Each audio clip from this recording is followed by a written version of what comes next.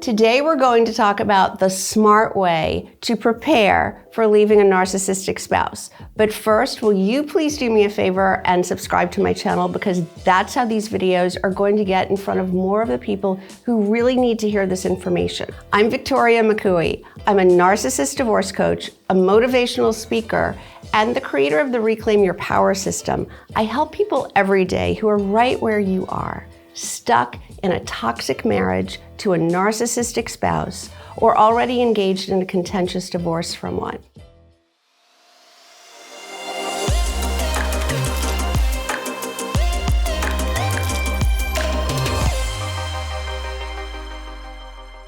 All right, so what is the best way to plan for your departure from a toxic spouse? We're going to do it the smart way. So, what do these letters stand for? The S is for stash. I want you to find ways to stash cash, because you don't want the narcissist to get a heads up on what you're planning. So you're going to have to do some things that you don't want to be seen. For example, you're going to have to hire an attorney, and that means you'll have to have consultations to find the right one. Those could cost $200 or $300 or $400 just for the consultation, and you should have at least 2 or 3 before you make a decision. So you're going to need access to that money that you don't want to show up on a credit card statement or checking account that the narcissist can see. Also, you might want to hire a coach to help you through this process. You might not want that showing up at first.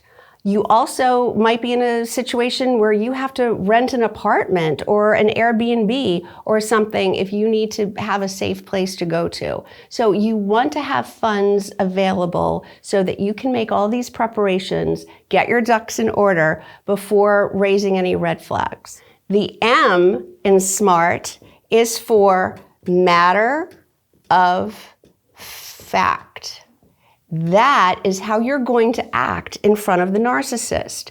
You're not going to give any emotion, and you're not going to let any emotion in. You're going to have conversations in a very matter-of-fact way. You're just going to be relaying information. You're not going to get involved in those circular arguments.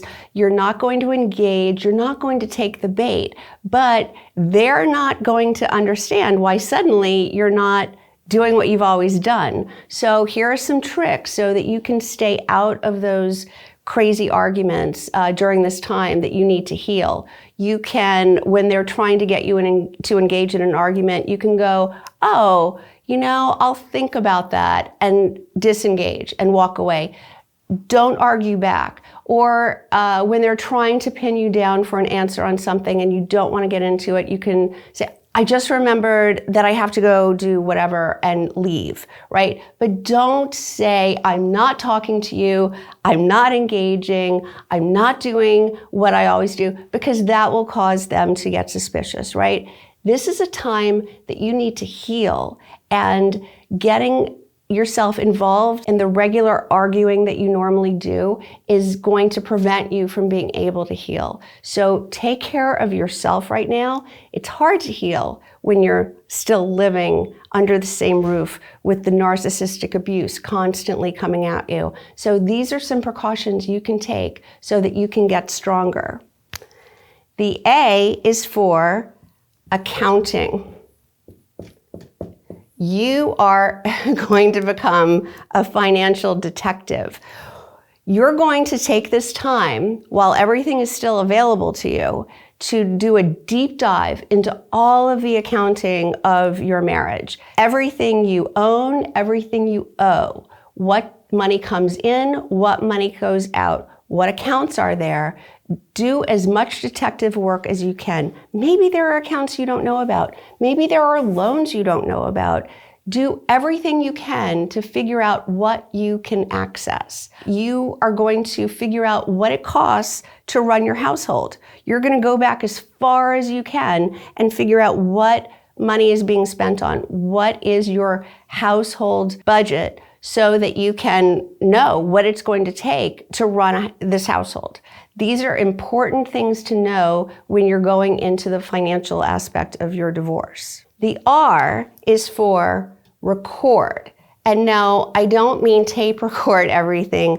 I mean write down everything that happens. You should be journaling at this point. You should be keeping track of everything that happens on a day-to-day basis. So in a perfect world, you do it on paper, by hand, like in a notebook. I understand that that might be too dangerous, so that you're worried the narcissist might find this. So if you can do it that way, I'll tell you why in a second. But if not, write into on your computer and keep it in a cloud that he doesn't have access to that email address. So find ways to secure it so nobody can access it. The reason it's best if you can write it in a journal, this is what I hope that my clients can do. I tell them to date each page as they write it, date it, and write down what happened by hand.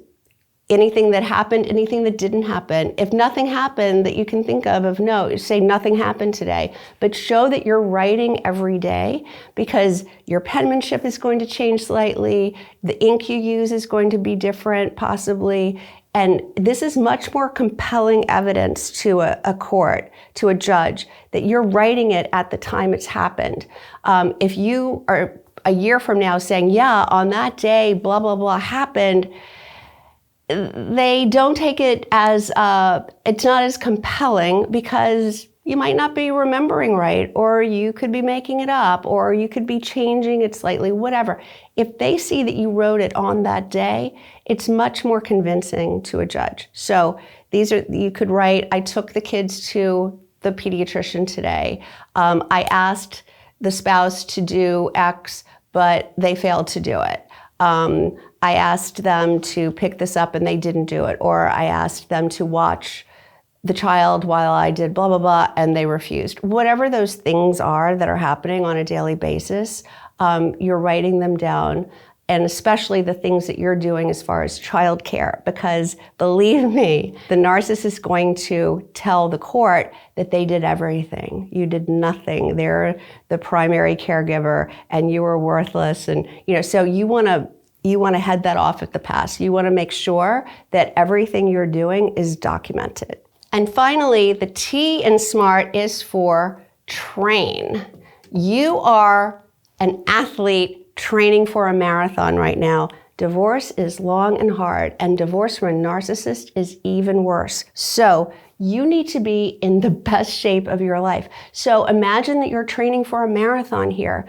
You've got to eat right, sleep right, exercise, meditate, drink water, get 8 hours of sleep. You've got to do everything an athlete would do to be in the best possible shape, because you're going to need to have stamina to get to the end of this. So if that's you, if you're in this situation and you need some help getting prepared to leave your narcissistic spouse, you should book a call with me. I'll put a link in the description below where you can get on my calendar. Did you find this helpful? I hope you did. If you liked this video, will you please give it a thumbs up, and don't forget to subscribe. Thanks so much for watching.